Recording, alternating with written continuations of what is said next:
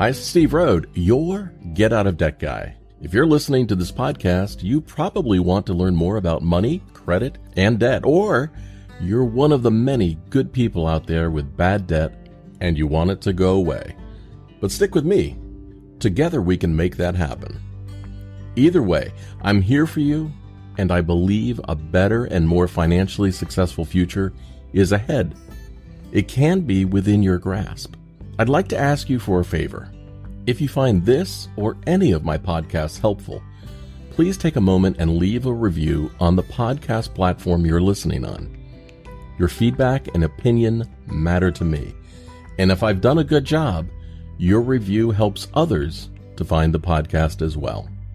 And while you're there leaving your review, don't forget to subscribe to the show so that you can be notified when the next episode comes out. Last piece of housekeeping. If you have a question or comment you'd like to hear on an upcoming podcast, you can leave me a voice message at getoutofdebt.org/message. Or leave me a question for me to answer on my website by going to getoutofdebt.org/question. Thank you so much for being a great listener, and I'm sending you a giant virtual hug in return. And now, on with the podcast.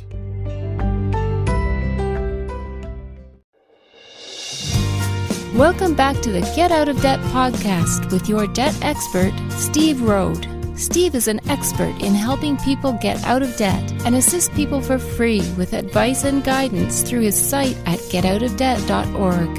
If you have a debt issue you'd like to have him answer, just visit getoutofdebt.org and submit your question online. All right, we're back again this week. Who are we? Well, this is Steve Rhode from getoutofdebt.org. And with me, it seems like, as usual, is Damon Day from damonday.com. Not Damien, not the son of the devil or whatever the hell Damien is, but Damon, DAMONDAY.com. Thanks, Steve. Yeah, well, we got the new sound effects software in, so all day long I can play sound effects of you. Great. All right.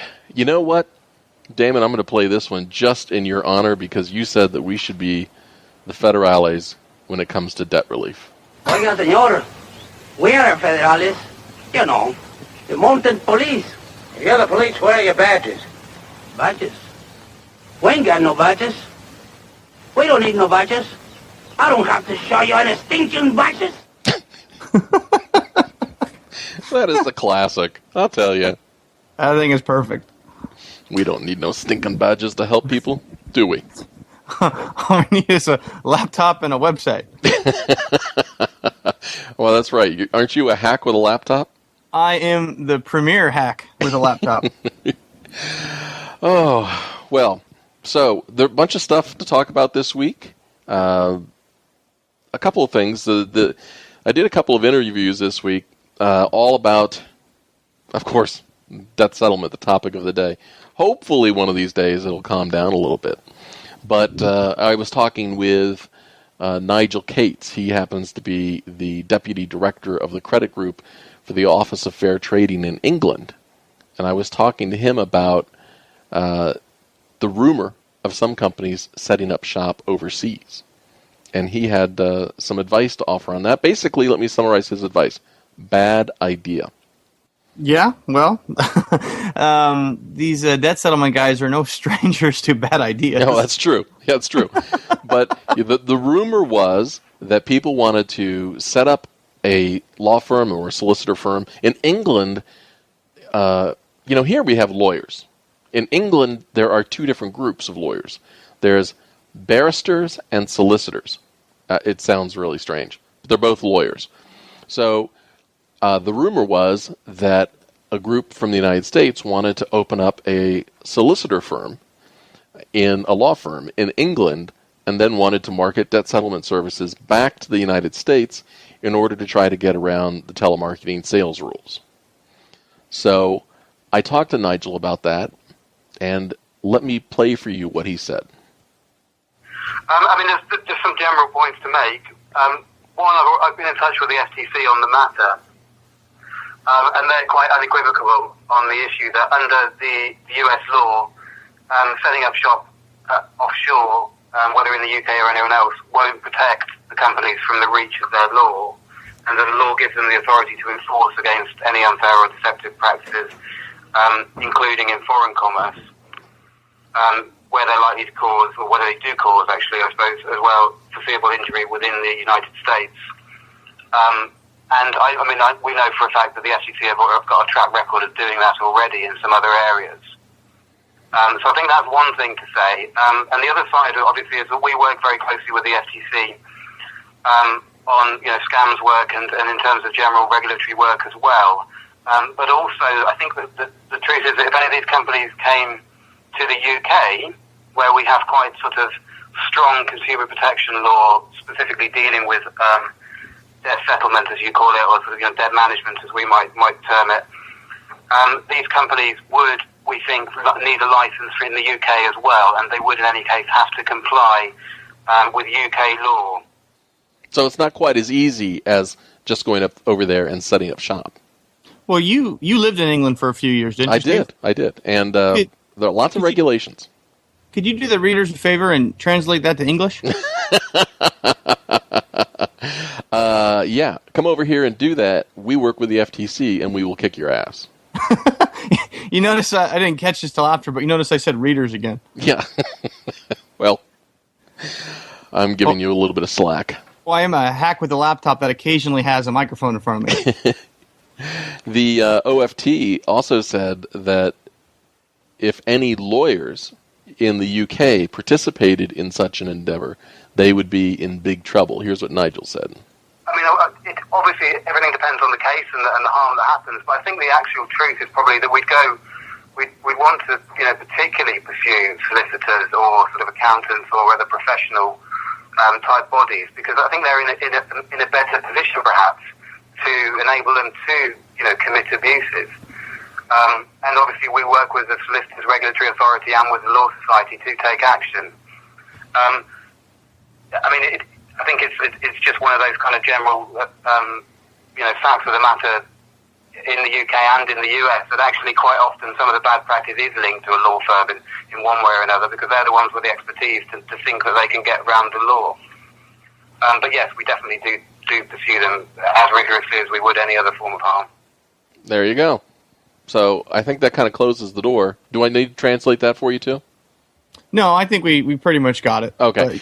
So that closes the door pretty much on going to England to set up shop to sell debt relief services back into the U.S. to try to escape the new Federal Trade Commission telemarketing sales rules.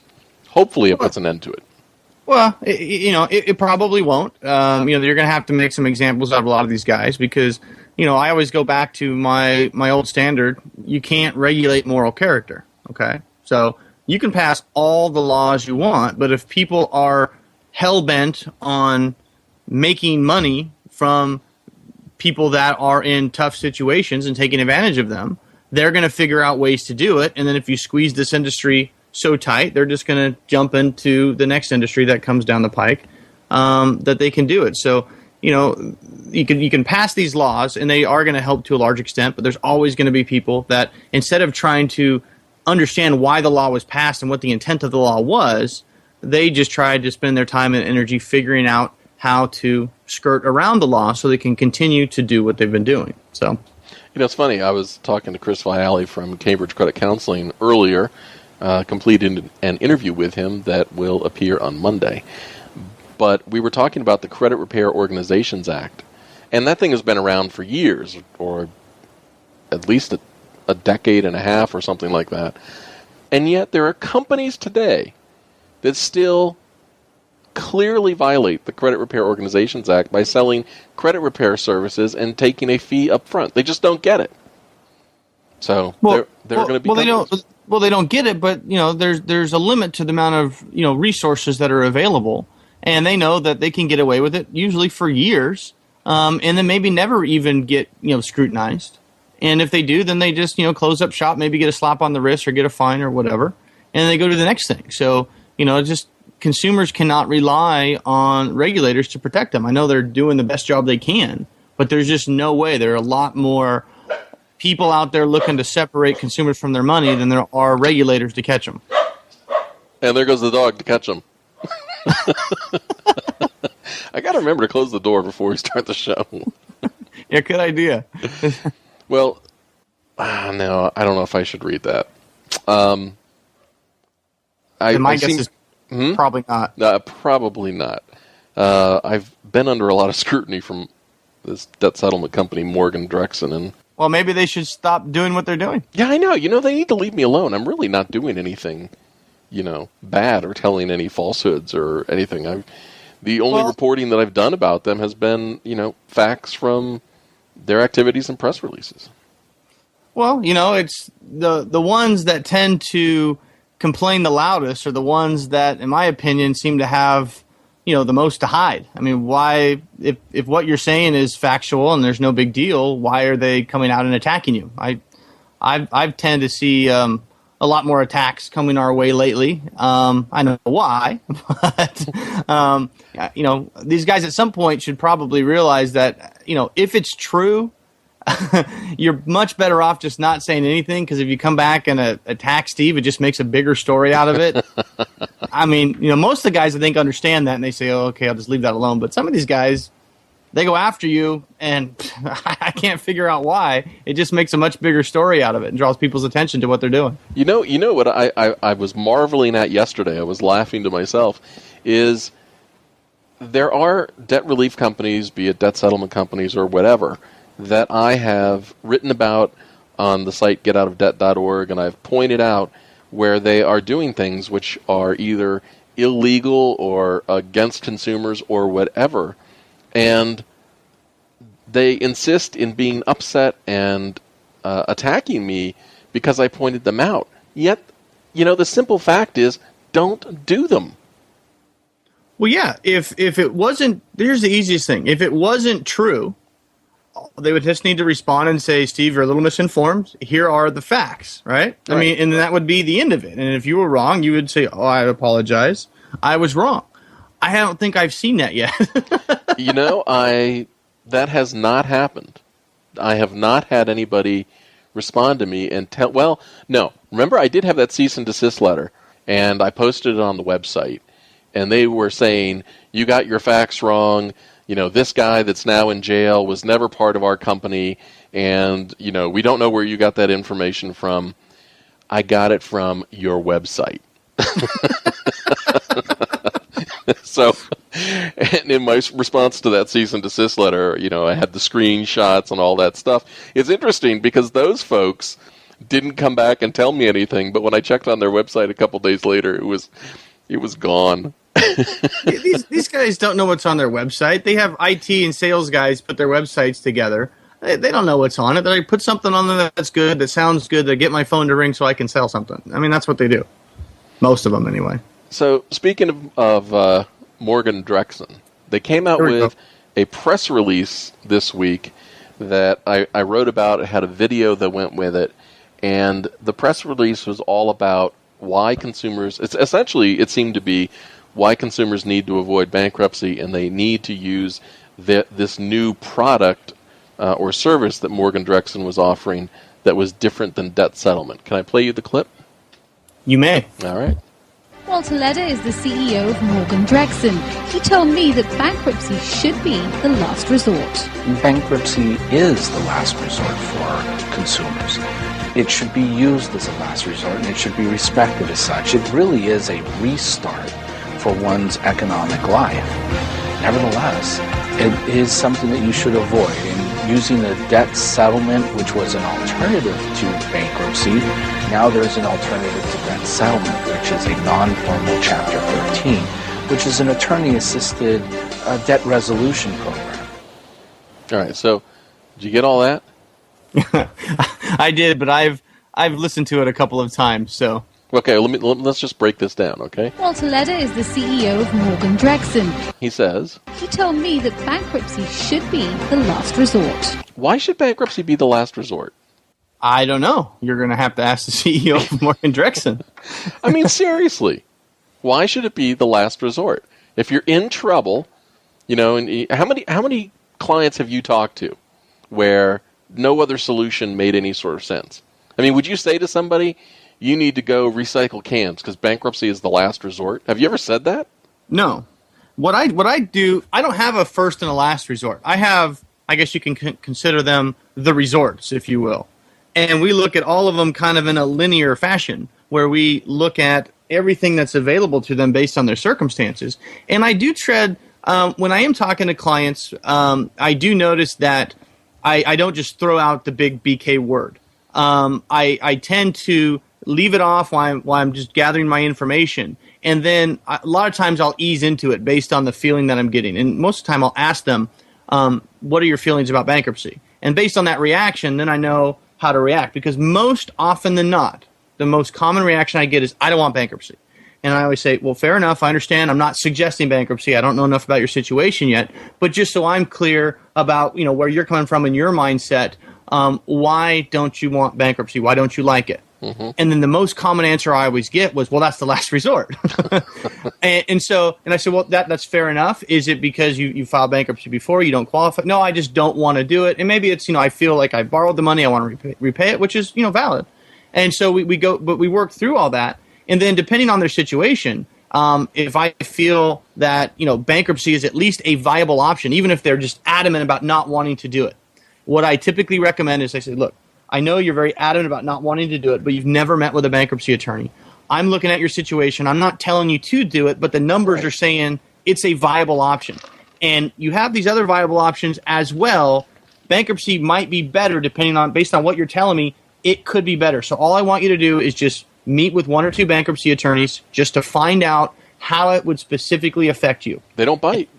And then when you come out of that meeting, you're going to have one of two thoughts. Thought number one is, that was the worst thing I ever heard in my life, and I will, as you say, go recycle cans before I ever think about that.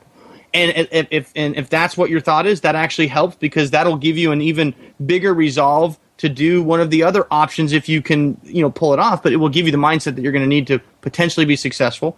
Or thought number two, you're going to say, you know what? I had that built up in my mind. It wasn't nearly as bad as I thought it was. It actually makes a lot of financial sense now that I really understand how it's going to affect me, and I'm glad I got that information.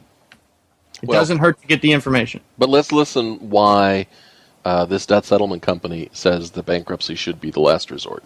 Bankruptcy is the last resort for... I'm sorry, it is the last resort. Is, not should be, it is. Consumers. It should be used as a last resort, and it should be respected as such. Now, it should be respected as such? What is it, a hot date? It is not what he does, so it should be the last resort. Yeah, it is the last resort. Because he doesn't sell bankruptcy. That's right. But I respect him for that. Or maybe he does. Morgan Drexen doesn't do bankruptcy, do they? I don't think they do. Yeah. Have to look into that. But it should be respected. As the last resort. As the last resort. Because that's what it is. Okay, but then there's this other part, okay? This is my favorite. The last part of that, these clips come from the video that they put out with their press release. I thought that was an independent news source. It's called the Independent News Network. I think it's, yes. And it says on the front of the video, independentnews.org or something like that, and you go to the website and it's like, not a website. It's just one of those placeholder things. But here's what I noticed. Okay, at the beginning of the video it says, with a nice British accent, again, like solicitors. That thing, and the woman is saying, I'm with the Independent News Network and I'm here to talk. And while there's this, it looks like this whole pretense that this is really an independent news network. If you look closely at the opening, they got the little Morgan Drexen horse logo on it. So what are you saying, Steve? I'm saying I don't think it's in. And then at the end of the video, it says copyright Morgan Drexen. So it could be a dependent news network. Yeah, it is. There's no in. Okay. Maybe it was just a typo in the script. I don't know why they do that. I mean, I don't want to say why they might allegedly create the impression that it's an independent news network, and it does not appear to be. Credibility badge? But I think badge? Yeah. Oiga, señor, we are federales.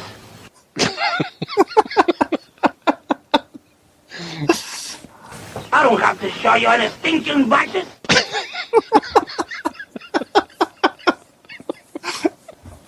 Yeah, we'll go with that. Yeah, that's good. So, but I mean, what's the point? Okay, if you're a big company like Morgan Drexen, why? What benefit is there to create this thing called Independent News Network and put your little logo on the front of it and pretend that it's independent and it's news and it's a network? Why not just say, this is from Morgan Drexen? That's not an independent third-party credibility badge. We're going to get back to that. I don't have to show you any stinking badges. Okay, so as part of that clip, the end of the clip, Morgan Drexen, actually there was a comment on the website about the entire video, and a guy said, yeah, what this dude says, it's very confusing, but that blonde in the video is hot. Well, they have the attention getter, the That's credibility badge, Yep. and then the CEO in the suit telling you, what you're supposed to know. Okay, so listen to this and tell me if you can figure out exactly what this means. Using a debt settlement, which was an alternative to bankruptcy, now there's an alternative to debt settlement, which is a non-formal Chapter 13, which is an attorney-assisted debt resolution program. Okay, if that was hard to hear, he says that debt settlement was an alternative to bankruptcy, but now there's an alternative to debt settlement, which is an informal, attorney-assisted resolution. No, it's a non-formal. Non-formal. Non-formal. Using a debt settlement, which was an alternative to bankruptcy, now there's an alternative to debt settlement, which is a non-formal Chapter 13, which is an attorney-assisted debt resolution program. Okay, so it's an attorney-assisted debt resolution program.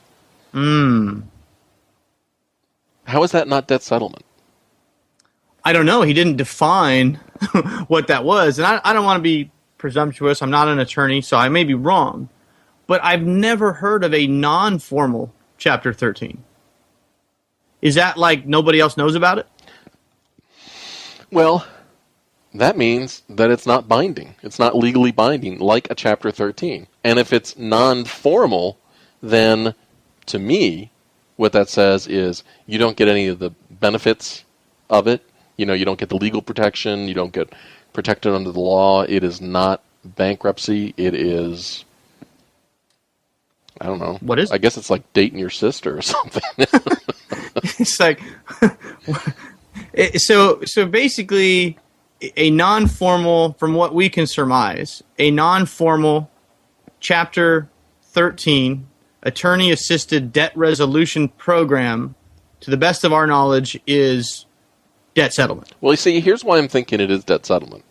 Is because I went to the Morgan Drexen website, and I looked at the services that they offer, and they don't offer a non-formal attorney-assisted Chapter 13. They offer debt settlement. Maybe it hasn't been invented yet. They're on the cutting edge, Steve. But the most amazing thing about that is I think that we can probably agree that for all intents and purposes, a non-formal attorney-assisted debt resolution is where an attorney or an assigned paralegal staff member, hourly employee, might negotiate with a creditor to reduce your debt. Okay, but I think the part that I find most incredulous is it's promoted as an alternative to debt settlement. It's like promoting a Baby Ruth bar as an alternative to a Baby Ruth bar. But they put a different bow on the same box of crap. So it seems like you're getting something new and improved. It's marketing. Well, speaking of new and improved, I have actually, I think, done them a favor. And I have modified this a little bit to help make it easier for people to listen to. Let me know what you think. Walter Leder is the CEO of Morgan Drexen. He told me that bankruptcy should be the last resort. Bankruptcy is the last resort for consumers. It should be used as a last resort, and it should be respected as such. It really is a restart for one's economic life. Nevertheless, it is something that you should avoid. And using a debt settlement, which was an alternative to bankruptcy, now there's an alternative to debt settlement, which is a non-formal Chapter 13, which is an attorney-assisted debt resolution program.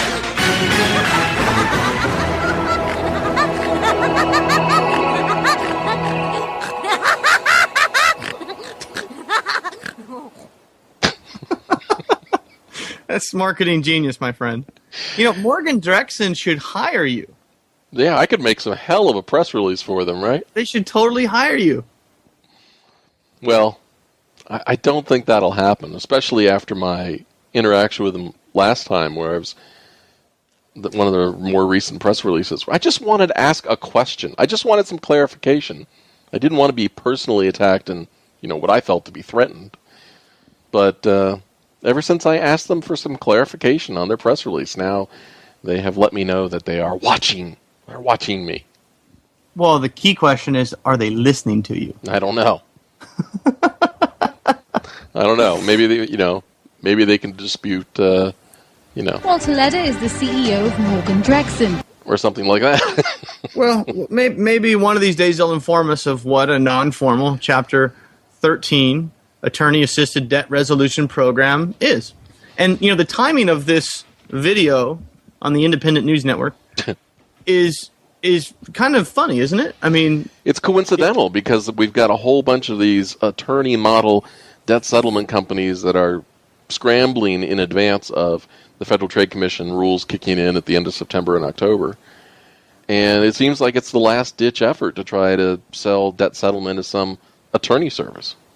Well, I didn't see in the new FTC rule, I didn't see any mention of a non-formal Chapter 13 attorney-assisted debt resolution program. So maybe they're thinking if they change the name, they skirt the law, maybe. I don't know. Yeah, well, they might have thought that, but whoever thought that needs to be canned because the Federal Trade Commission rules are pretty clear about what they cover. Any time there's a negotiation in terms or balance or anything, it seems to fall under the telemarketing sales rules. And I'm not sure if a non-formal attorney-assisted debt resolution program doesn't do any of those things, then what good is it? Well, I don't know, but I'm on pins and needles to learn what it actually is. Hopefully they'll let us know in a new upcoming press release. Okay, what's next we got on the agenda for today? Well, Elizabeth Warren, we've talked about her. Uh-huh. And she is in the running for that new agency, that Consumer Financial Protection Agency, Bureau. Consumer Financial. My wife loves her book, by the way. She's a great person. I've known her for years, and I think she's the best person for the job. There's nobody else that I would nominate. I hope she gets the job.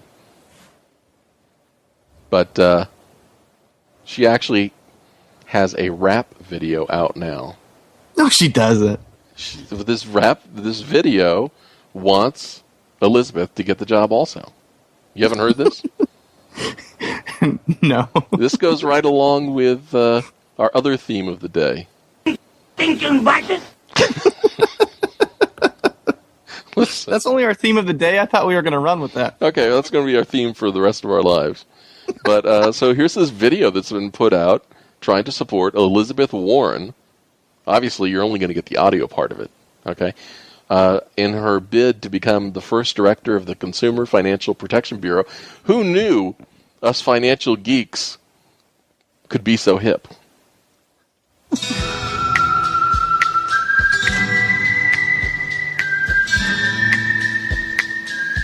Elizabeth Warren, we got your back. Wall Street, you better watch out. Giddy up, giddy up, giddy up. Sheriff Warren's what we need, y'all.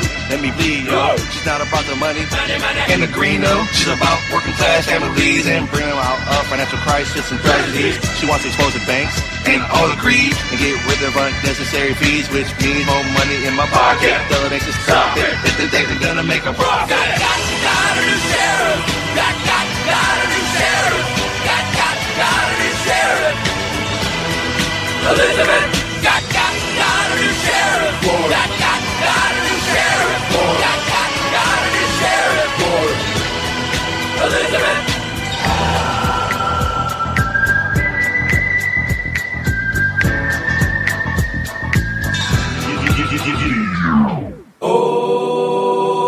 Oklahoma. Oklahoma, can you hear me? Okay. Oklahoma, can you hear me? Okay. That's right. Stand up if you feel me. Consider this just a warning that we need to start choosing an informant and make our new sheriff Elizabeth Warren. Elizabeth Warren. Got a new sheriff. Warren. Got a new sheriff. Elizabeth got a new sheriff. Warren. Tell the bank to stop it. Got a new sheriff. Warren. Got a new sheriff. Elizabeth got a new sheriff. Warren. Elizabeth Warren. Who put that out? A couple guys. It actually is kind of catchy. Yeah. Well, it goes with the whole Badges theme. But yeah.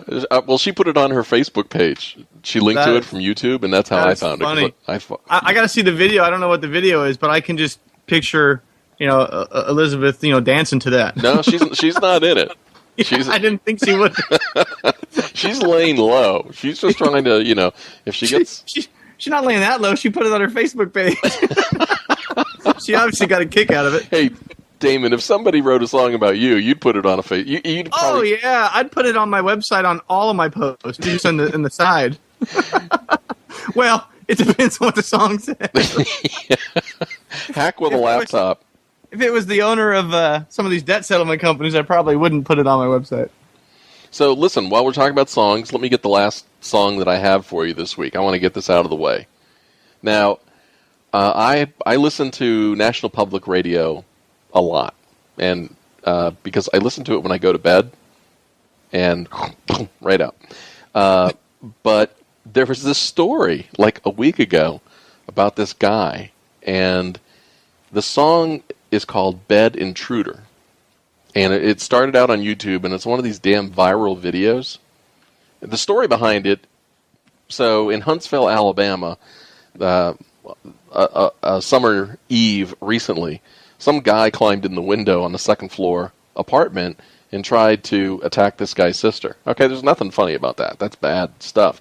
But this guy races in, and he grabs the guy and wrestles him off his sister, and she doesn't get sexually assaulted, and the guy takes off. The news crew shows up. They film the story, and the story then gets picked up by these guys. They're really very talented. The Gregory brothers that do this thing called Auto-Tune the News on YouTube, and they took the newscast and they made a video out of it. And the thing has gone bananas. The song, they then made a version that they put on iTunes. The song is selling 7,000 copies a day. And by August 18th, they had sold over 30,000 copies. It had reached number 89 on the Billboard. And there are now 2,300 covers of this song already on YouTube. Jeez. Okay. So the good thing is that the proceeds from this song have been split with Antoine and his family, and they've used the money to move out of the Lincoln Park projects, which, I hope this isn't just they got a bunch of cash and then they're going to spend it and then, where are they going to be? But they have received a lot of money from the sale of the song.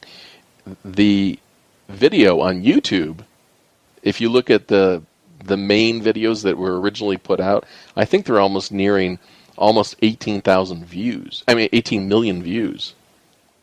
So, wow. The problem with the song, here's my problem. It's infectious. It is hilarious. I mean, the video, the audio probably won't do it justice, but the video is hilarious because it's actually, because I did see the actual newscast when it was on a few weeks ago or so, yeah. And it's actually the actual footage of the newscast, but the way these guys put it together, it makes it look like these guys are like dancing, to the video, but that's just actually how they were acting in the newscast, which is hilarious. I mean, the problem is that in my household, we just walk around saying lines from this song because it's just that damn infectious. So here it is, homeboy. He's climbing your windows, he's snatching your people up, trying to rape them, so y'all need to hide your kids, hide your wife, hide your kids, hide your wife, hide your kids, hide your wife, and hide your husband, because they're raping everybody out here. You don't have a cup and confess, we're looking for you, we gon' find you, we gon' find you, so you can run and tell that, run and tell that, run and tell that, oh boy, we got your t-shirt and left finger prints and all, you are so dumb. You are really wrong, for real. The man got away, living behind the evidence. I was attacked by some idiot in the project. So dumb, so dumb, so dumb, so he's climbing your windows, he's snatching your people up, trying to rape them, so y'all need to hide your kids, hide your wife, hide your kids, hide your wife, hide your kids, hide your wife, and hide your husband, because they're raping everybody out here. You don't have to come and confess, we're looking for you, we gon' find you, we gon' find you, so you can run and tell that, run and tell that, run and tell that, homeboy, homeboy. It does have a catchy beat to it. It does. And, hide your kids, hide your wife. Hide your husbands.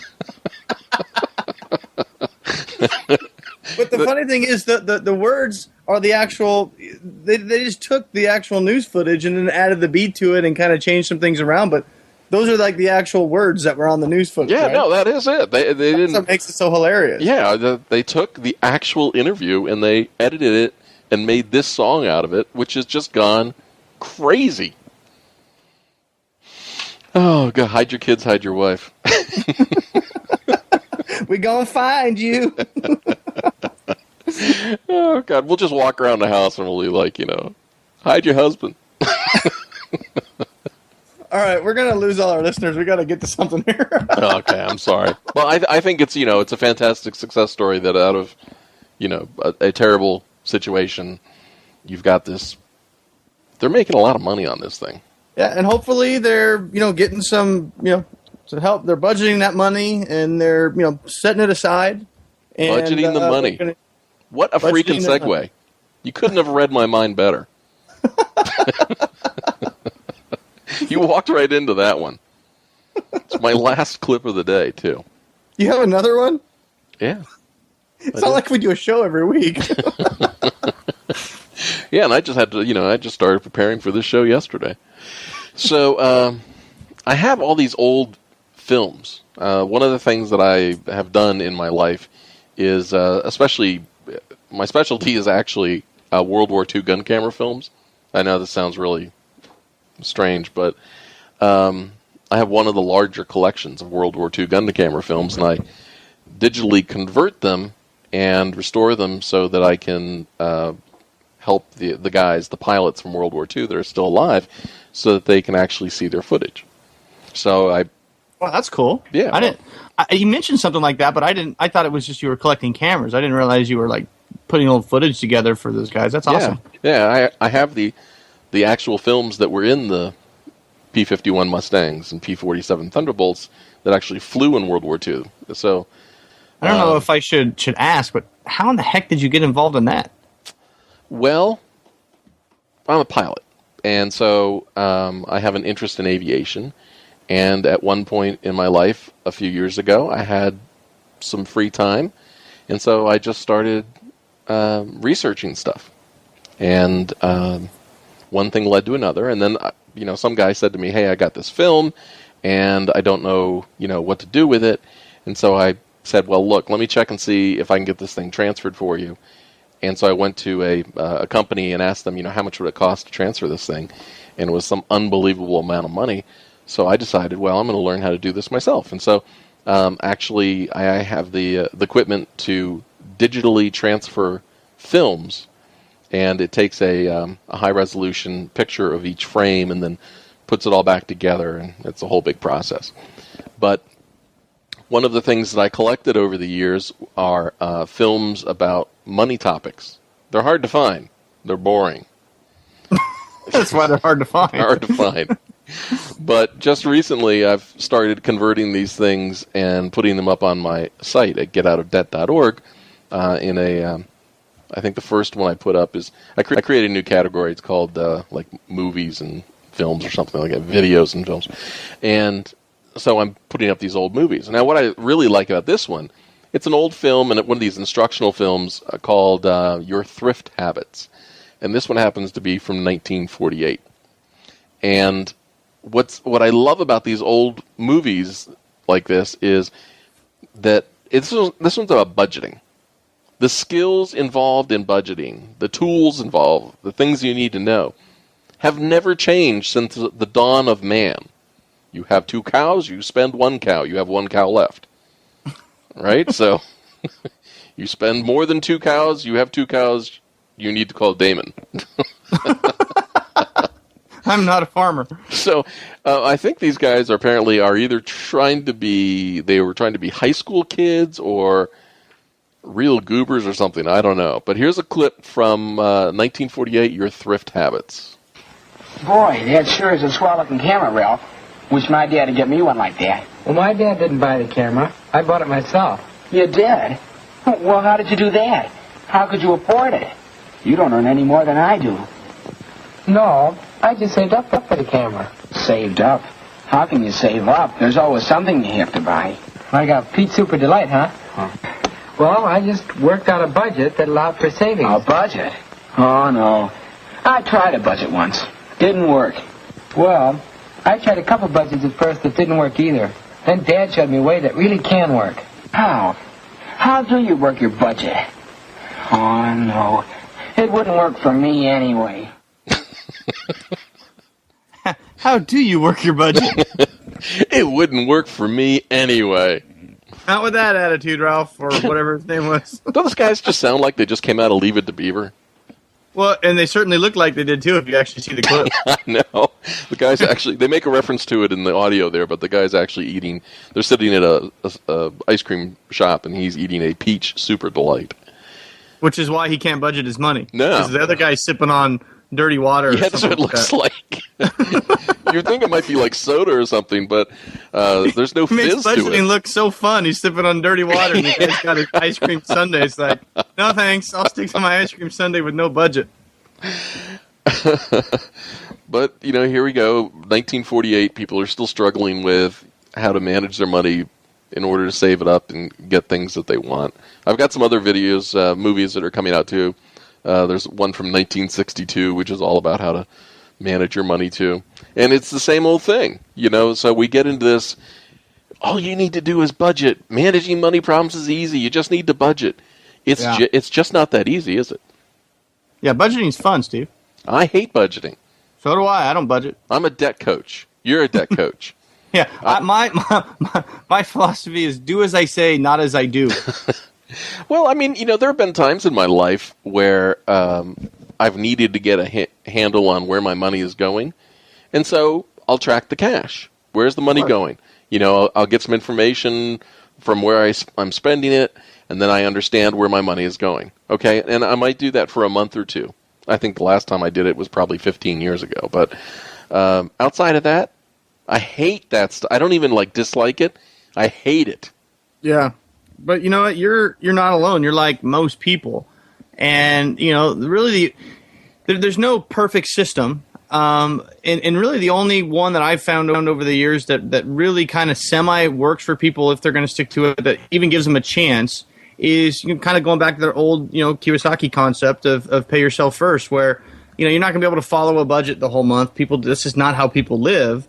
But if you just sit down maybe once a month and you do it when you get paid, and you allocate the money for certain areas, and then you have a specific amount of money that's in your petty cash or whatever you want to call it, then the other money is already allocated for the other stuff, so it makes it a lot harder to overspend if the money in your account is yours available for the 2 weeks or for the month, and then you don't really have to worry about every time you're buying something, whether or not you've got enough money in there. That works a lot better than the standard budget where I don't know if you're supposed to carry the thing around with you and check it off every time, but people just don't live like that. No, and the major leak that you can easily fix if you don't know where your money is going is you can track your cash.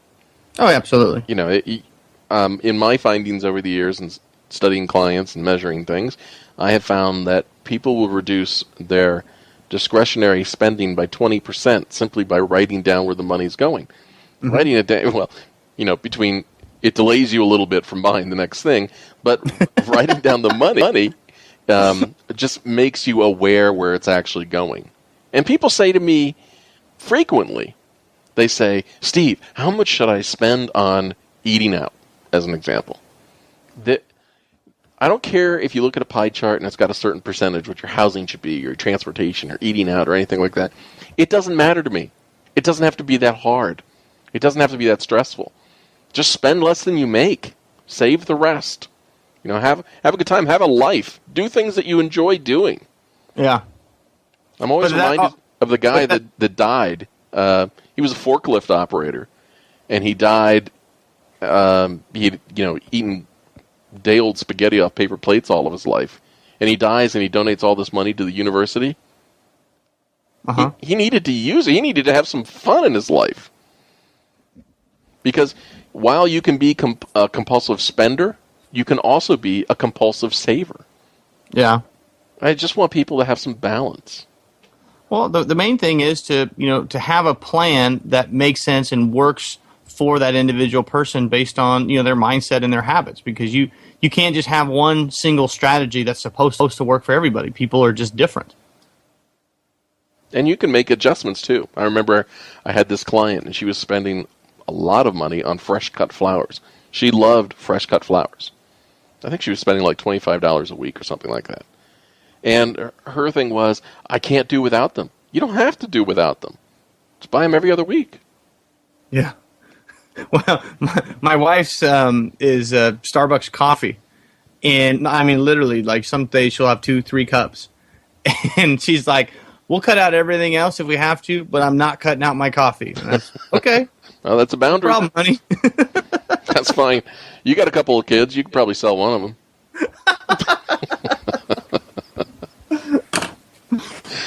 She'll come home. She'll say, Damon, where did our child go?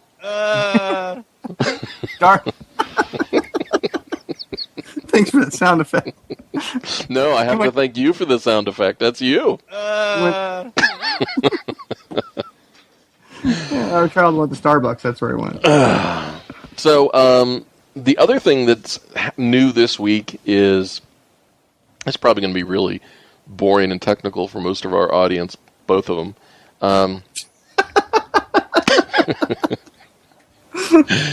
That there was a new opinion that came out from the appellate court about, and this affects credit counseling, debt settlement, all sorts of debt relief organizations, that basically says that any organization that says that they can improve your credit or re-age your debt or do anything which adjusts your credit into the future, it falls under the Credit Repair Organization Act, and you can't charge fees in advance of actually repairing somebody's credit. So it's kind of a technical thing, but the bottom line is there are going to be a lot of companies that are going to get sued in class action lawsuits because they are no longer exempt from under the Credit Repair Organizations Act. And there have been a lot of debt settlement companies that tell people, if you settle your debts, it won't hurt your credit. Or there have been, here's my new favorite, are the nonprofit credit counseling companies or debt relief companies that are only state registered and not IRS approved. There's this one in particular in California that I confronted them about it. And I said, why are you not IRS approved? And they said they rejected us. Well, you got to give him points for being honest. Appreciate your honesty. Yeah. So companies like that are not going to be exempt from the Credit Repair Organizations Act, and if they have ever told anyone that they will repair or improve their credit, then these companies are probably facing stiff fines and penalties and lawsuits, and there's a greater danger of, I think, overall, of companies being put out of business over this ruling than the whole Federal Trade Commission telemarketing sales rules things. Yeah, but these guys aren't going to pay attention to it. They're just going to keep doing it. So it's going to be a blip on the radar, and they're going to keep doing what they've always done until a whole bunch of these guys get nailed to the wall by regulators, and then they're going to stop and go, oh, they're going to actually enforce this. We better stop doing this, and then we're going to go rip consumers off in some other industry. I mean, that's all they're going to do. But, hey, don't let the door hit you in the ass on the way out. You're cynical. If you look at my blog and kind of how it's progressed, just in a year period of time, you're right. I mean, it's gotten to the point where I used to give people the benefit of the doubt and kind of beat around the bush about it and be like, hey, this looks a little fishy to me, but I wouldn't go jump to conclusions.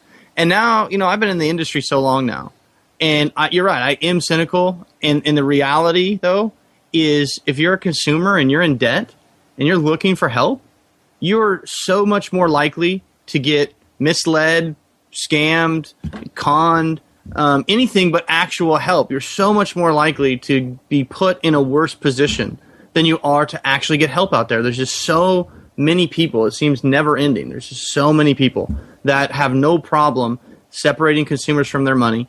And I find a lot of the times the people that are doing the separating actually think they're doing a good thing. Yeah. They have no idea what they're doing. Well, it's this belief that bankruptcy should be the last resort. We need to get that person in our program because bankruptcy should be the last resort, and they need to pay us for the next 5 years. But in the meantime, they're stressed, can't sleep, it's affecting their work, they're not having enough nookie. Well, we're down to one listener now. But and that's what they do, and then they bump their pom poms and get all their salespeople all riled up on this is why we're the greatest thing since sliced bread, and every person you get on the phone needs to be in our program because this, and this, and the salesperson, it's self-serving, of course, but they believe that that's their job, that's what they do. Their boss is supposedly this financial guy, which typically they're not, and I'm just a sales guy or whatever. The sales guys, and they're going, well, I'm a sales guy. What do I know about it? He's telling me this is how great he is. It's his company. Who am I to question that? He's going to pay me whenever I tell somebody how great his company is. So that's what I'm going to go out and do. I'm going to tell all these people that have debt that I have the great solution for you. And they go home at night and they think, man, look, I helped all these people today. I mean, some of them know that they're really screwing people over, but I think a vast majority of them think they're actually doing a good thing and they don't have a clue. Yeah. All right. Well, so what's on your radar for the rest of next week? More of the same? Just more of the same, cynical. Bitter. Yeah, we didn't even touch on this, but I want to write on, that task press release that came out a couple of days ago. Oh, that's right. Yeah, the Association of Settlement Companies. Yeah, it just really rubbed me the wrong way big time. And you know what happens when you get rubbed the wrong way? We might as well stop. We have no listeners now. Nobody's listening to this.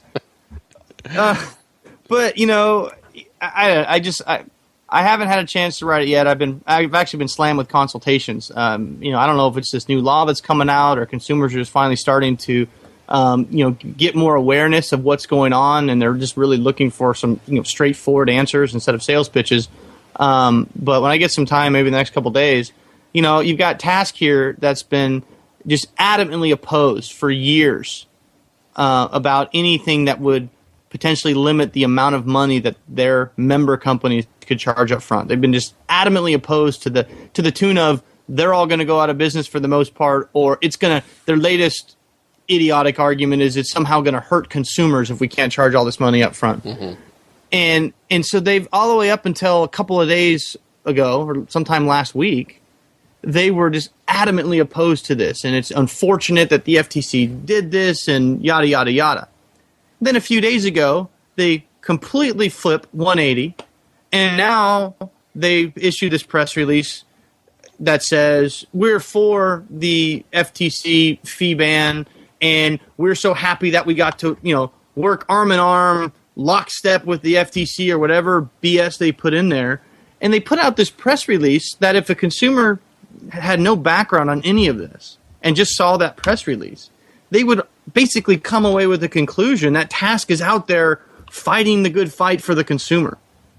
And it just pisses me off that they've got all this money to do that and to deceive people. I mean, I don't know what else you want to call it.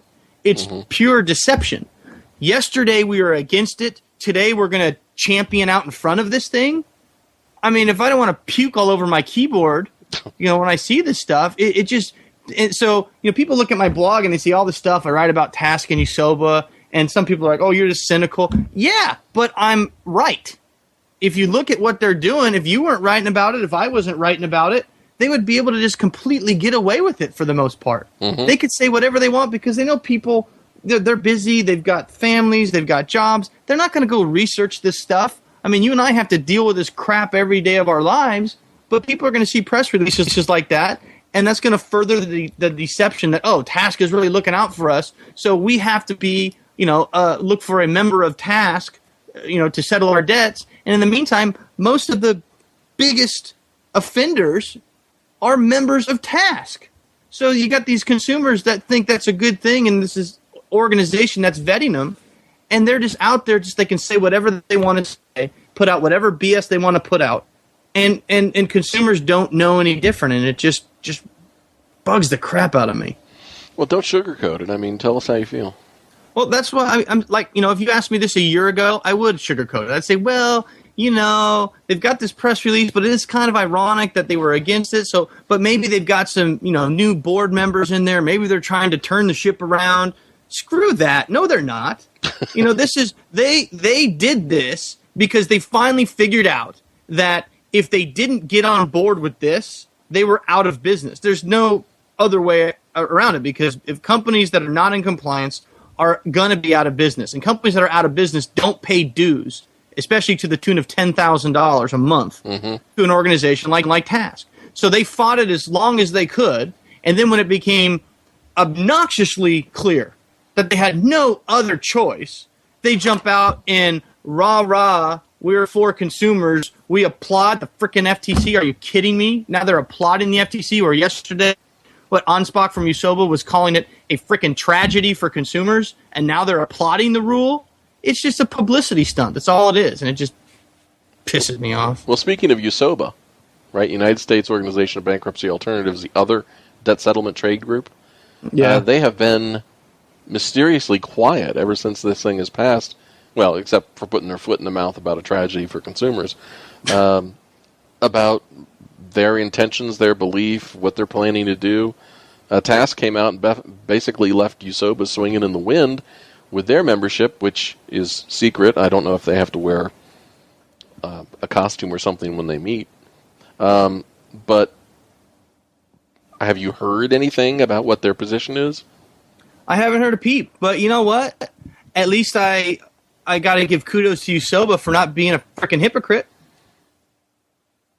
Well, I don't know if Task was being a hypocrite as much as they're just saying, okay, we lost, now you won, or, we blinked. No, in my opinion, they are. Because in the same, this is my opinion now, in the same press release, they come out, we applaud the FTC, we're glad we got to work with them. They make it seem like they got some of this information in there, like it's all about them, how they, helped the FTC craft these new great rules.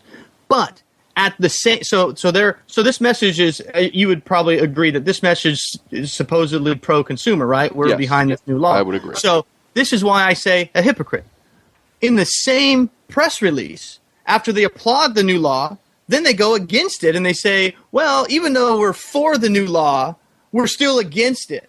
And we're against it because we feel that instead of an advanced fee ban that's going to make it very hard on us, it's all about them and their member companies, we feel that what should have happened instead was a refund policy. Yeah, because that always is really effective, especially when the company's out of business. Good luck getting a refund there. So they want a refund policy with a what they wanted a surety bond or something like that they would put up that would supposedly ensure that if the company went out of business, then this bond would pay out all of the refunds. And the reason I call them hypocritical is because on one hand, they're saying we're so pro-consumer, we're with the FTC, but by still coming out and saying the advance fee ban is still bad, what they don't get is that the actual concept of charging clients and consumers a front-loaded fee. I don't think there's really anything wrong with a retainer or something reasonable, as long as it's reasonable and it's not a huge amount of money. I understand doing business and needing to collect some money for what you're doing. But I also understand the need for a blanket ban just because of the abuse that was in the industry. So these guys go in there and they still take a shot that tells me that they either don't get it, which is scary, or they don't care. It's one of those two. They either don't understand or they don't care. There's no other explanation. That they're making this seem like, well, this you don't need a ban, you just need a refund policy, and that way with the surety bond, and that way bad companies can't rip people off. And what they don't get is that the very nature of a front-loaded fee is a rip-off to consumers, and it's bad news to consumers because it's going to put them at risk for increased litigation activity, and it's going to make it so they have to wait longer before they can settle the debt with their creditors. So that fee structure on its face is anti-consumer. So that's why I call them hypocritical, because they go out and they put out this press release like, look at me, we're out in front leading this movement and we're applauding the FTC. Oh, by the way, we think the FTC screwed up and they should still let us do this. So how can you be both? Well, I think they're just trying to avoid the next big hammers that were hanging out there. I think that they realize that they're much better off getting behind this new FTC ruling and agreeing to ban advance fees than letting the legislation in Congress, the Debt Settlement Consumer Protection Act, come and annihilate them. Well, they come out and say they're for this, but have you seen any guidelines issued by TASC to their member company telling them what they need to do to be in compliance and maintain membership in TASC yet? No. In fact, I have communicated with them about that very issue, and they said that they do not have guidance yet for their members about how to comply. And, September 27th is the date this thing kicks in. We are... For the compliance issues, yeah. Yeah, so, we are... or the disclosure issues. 36 days or something from that date right now. And companies, they're going to need all of 36 days and then some in order to get all their data together, change their marketing, change their websites, change their sales scripts, get everything so it's compliant. Yeah. And the other thing that just ticks me off is they fought this the whole way through. And you said, well, they realized that it'd be better to change and support the law. And it's like, well, of course they realized it, because the alternative is to go out of business. And that's just what gets me, is they can be so anti-consumer this whole time, then try to issue a press release and then pretend that they're all of a sudden, they've had a come to Jesus meeting or something like that. And they've realized that, well, they didn't come out and say, we realize what we've been doing has been very damaging to consumers. They're never going to say that. Yeah, they said, you win. Yeah, you win, but we still disagree. We still think we should be able to charge this money. So it goes back to my old, standby of you cannot regulate moral character. They're still saying, well, we should be able to do this. So for when I want to serve up a consumer on a silver platter to an organization like that you just look at all of the stuff they've been doing. You got these guys, going offshore, which has some ties back to TASC. You got the guys that were looking to get out around the rules by using internet lines instead of, phone lines back a couple of months ago. Everything that comes down, what these guys do is they spend their money lobbying and trying to figure out ways to get around laws that are going to not allow them to charge consumers all of this money and then not provide a service and be able to get away with it. So at what point do you just say, well, this is what their goal is. Their goal is not to help people. And that's where the hypocritical part comes in, where they're going out there. Perfect example, real quick, okay? We've got credit answers. You wrote an article about them several months ago about this obnoxious ad that keeps and is still playing today. Yeah, the government marketing ad. It looked like it was a government program, yeah. Clearly deceptive. So you wrote an article about it. They were an accredited member of TASC, and the president of Credit Answers was on the board of TASC. Okay, that just tells you what you need to know. Just look at the TASC board, and that'll tell you who they're rooting for there. I don't see Elizabeth Warren on the board. No. So you write the article, nothing happens, but you probably, you put the kind of the feather out there, the first shot across the bow, like, hey, it's on the radar here. Then after you wrote the article, TASC came out with a statement that says we have zero tolerance for any of this kind of stuff, any of this, fake government bailout programs, any deceptive ads that make consumers think it might be some kind of a government program. So they came out with that after you basically exposed what Credit Answers was doing. Well, 3 months later, or maybe a couple of weeks after that announcement came out from TASC and a few months after you wrote your deal, I saw their same ad on TV again. And then I wrote an article about it and saying, what gives here? They're still running this ad. TASC says they have a zero tolerance policy, but this guy's still on the board. And they're still, quote-unquote, accredited members of TASC. They got the TASC seal on their website. They're telling consumers that they're just great, company because they've been vetted by TASC. Well, 12 hours after I write my article, I get an email from Leuthold. What is he, the legislative director, I think? Director. Of TASC, saying, well, we've, no longer, Credit Answers is now no longer a member of TASC. So I wrote him back. I said, well, what about Leuthold? Is he still on the board? Well, no, he served us faithfully well over the years. No, Leuthold's still there. Or Larborough, I'm sorry, whatever, whoever the CEO is of Credit Answers, Bill Larborough or something. I can't pronounce his name. It's long. So anyway, the funny thing, though, the letter basically says, look, we've been planning on kicking him out for a while, basically, and they're essentially alluding to it had nothing to do with your article. But which is funny, though, because the night I wrote the article, they're on there as a member. I published the article that night. 12 hours later, I get the email, and now they're no longer a member. They're off their website. So maybe I just reminded them that they meant to kick them out. I don't know.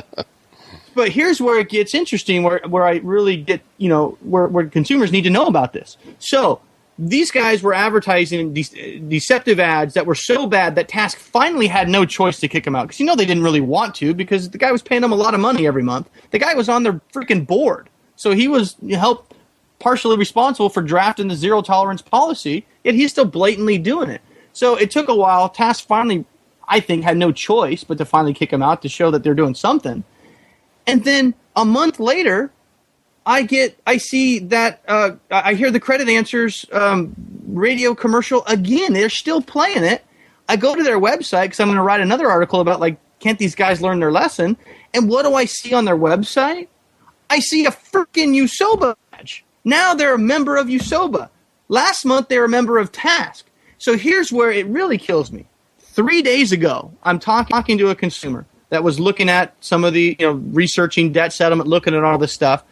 And the way that person found me, which is kind of ironic, is the salesperson was telling them all the great stuff about Credit Answers, and they're so awesome, and they're great, and they're large, and they're reputable, and that the salesperson told the consumer to look up USOBA, and that they're proud members of USOBA, and that's why they know they can trust this, Credit Answers, because they're members of USOBA. And so the way he found me was he did a search for USOBA, and then he came across my article, so he actually learned the truth. But it's like these guys are just selling badges to companies for money. So Credit Answers runs deceptive ads, gets kicked out of TASC, and all they have to do is turn around and throw a couple $1,000s towards USOBA, and 30 days later they're now a member of USOBA, and now they got new USOBA credibility because they couldn't have TASC credibility. It's ridiculous. It's all about the badge. Do I get a soundbite? I don't have to show you any stinking badges.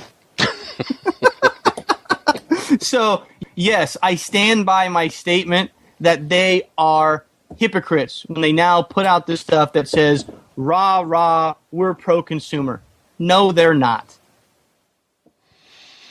Well, we need to end on this note for this week. Before I really get myself in trouble? Too late. Yeah, I'm so pissed, but I'm sure, whatever. I don't care anymore. All right, so we need to end the show. Have we figured out how we're going to end the show? Yeah. Weren't you supposed to come up with something? I was, but I've been busy, man. I'm helping people. I don't know what you're doing. All right, well, we're going to end the show with this week. So stay safe. We'll talk to you soon. If you need to reach Damon, he has nothing to do with me. He's not my partner or anything else. I disavow any knowledge of Damon. But you can reach him through damonday.com. And if you want to find me and say something nice, you can reach me at getoutofdebt.org. I want you to stay safe, and just remember this.